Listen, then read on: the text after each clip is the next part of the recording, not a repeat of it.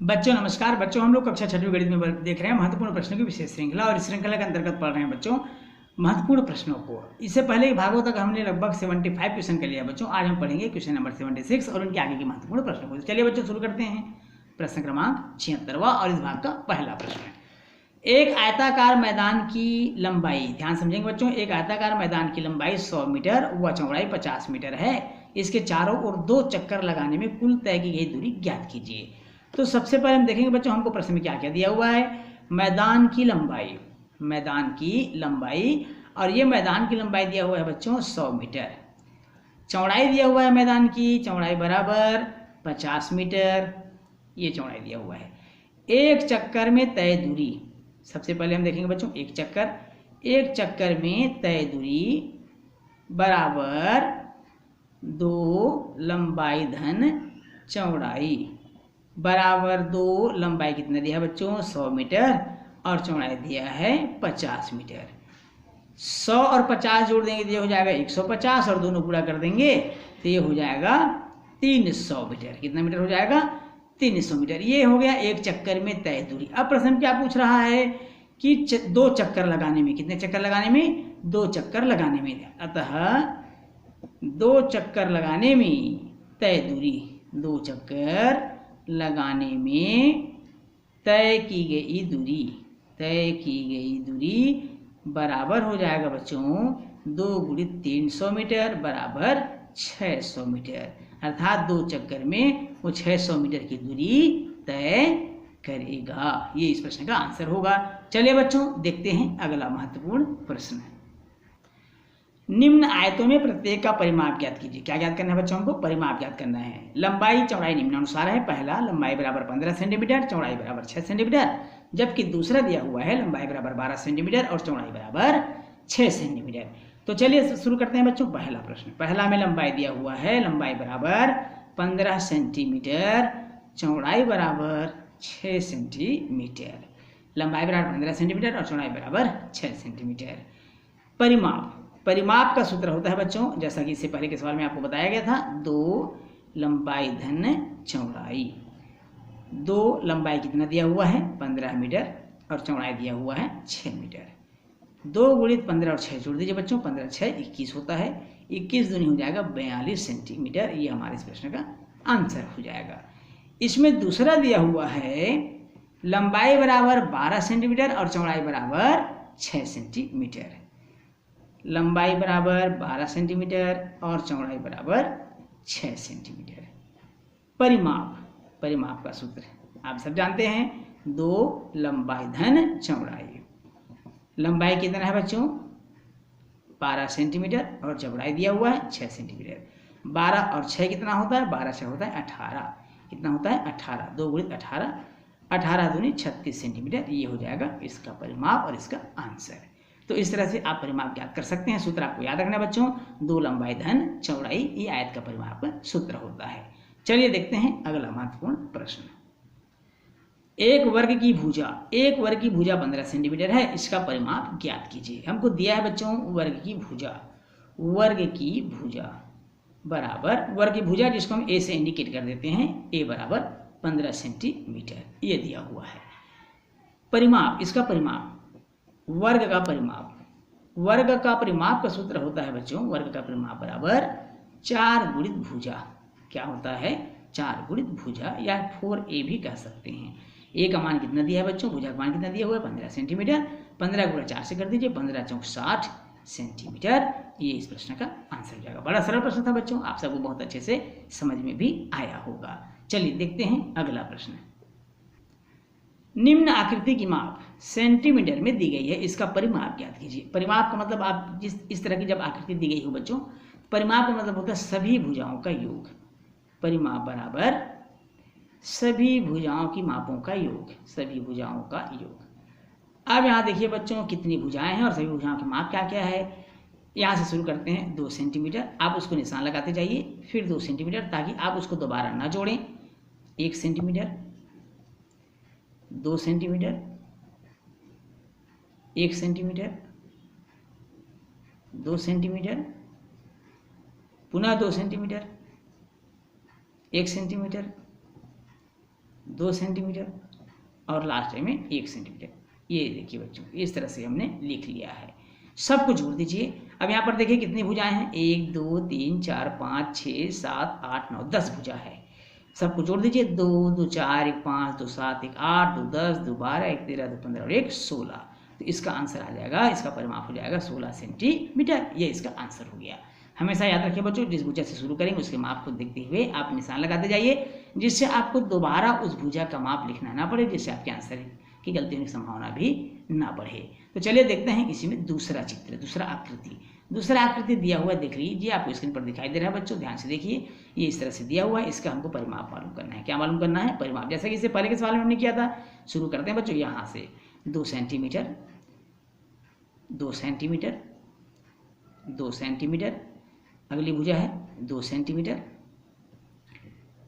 2 centimetre 2 centimetre, फिर 2 centimetre 2 centimetre, फिर 2 centimetre है 2 सेंटीमीटर। अगली भुजा भी 2 सेंटीमीटर का है, फिर 2 सेंटीमीटर है। और हाँ, हो गया बच्चों, इतना ही है, इतना ही है।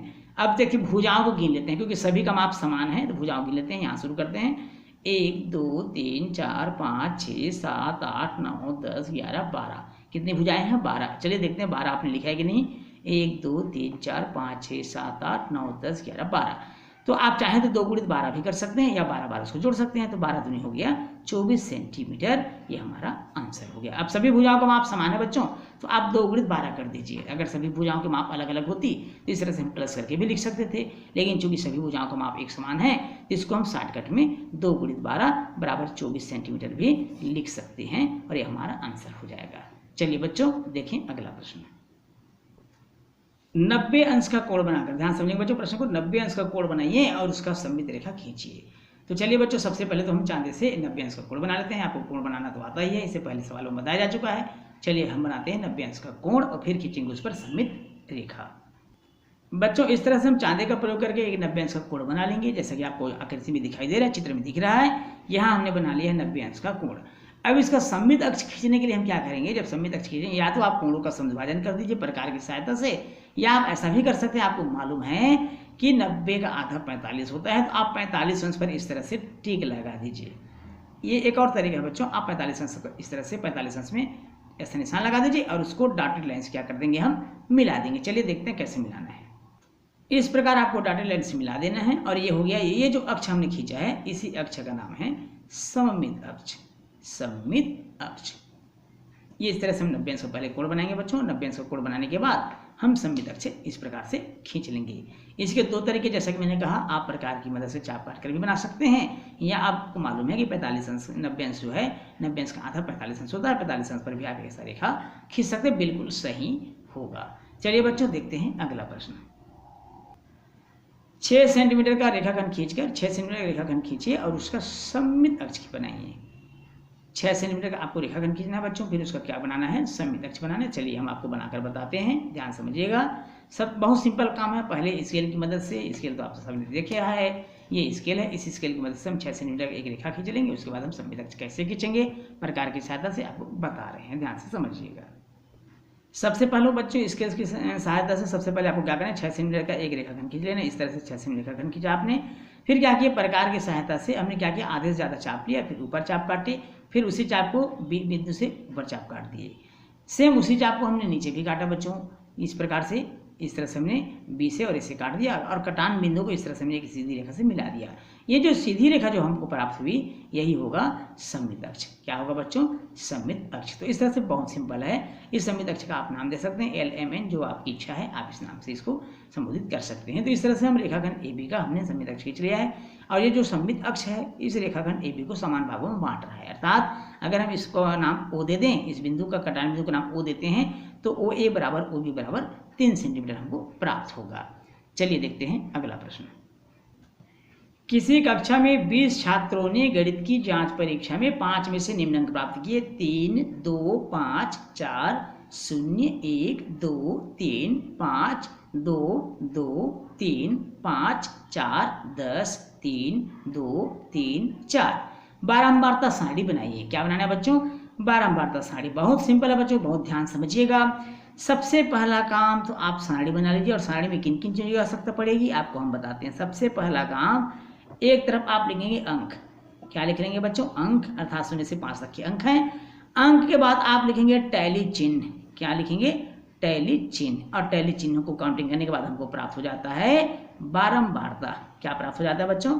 बारंबारता। इस तरह से आप सबसे पहले एक टेबल का निर्माण कर लेंगे, एक सारणी का निर्माण कर लेंगे। अब बहुत ध्यान से समझिएगा बच्चों, सबसे पहले अंक 0 से 5 तक है, तो आप 0 से 5 तक लिख लीजिए। 0, 1, 2, 3, 4 और ये 5। टैली चिन्ह कैसे हमको मिलेगा अब देखते जाइए बच्चों, समझते जाइए। सबसे पहला 3 को आप काटिए और 3 के सामने एक लाइन बना दीजिए, ये इस तरह से। फिर 2 के सामने एक लाइन बना दीजिए। फिर है 5 के सामने लाइन बना दीजिए। 4 के सामने लाइन बना दीजिए। 0 के सामने एक लाइन खींच दीजिए बच्चों। 1, 2, 3, 5, 2, 3, 5, 4,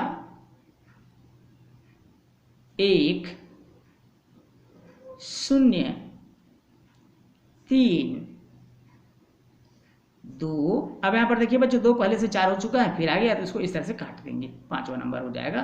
फिर 3 यहाँ भी वैसे ही कर देंगे बच्चों। 4 ये इस तरह से हमने काट दिया। अब क्या करेंगे, हम सबको जोड़ करके लिख लेंगे, गिन करके लिख लेंगे कौन कितने कितने हमको मिले। तो सबसे पहले 2, 0 2 बार आया, 1 ये भी 2 बार आया, 2 5 बार आया है बच्चों, 3 ये भी 5 बार आया है, 4 3 बार आया है और 5 भी 3 बार आया है। अब सबको जोड़ लीजिए बच्चों, सबका टोटल कितना है मिल जाएगा आपको। 2 2 4 10 14 और 6 20। और हमारा प्रश्न क्या बोल रहा था कि कुल छात्रों की संख्या थी 20, अर्थात हमारा ये बन गया बारंबारता सारणी।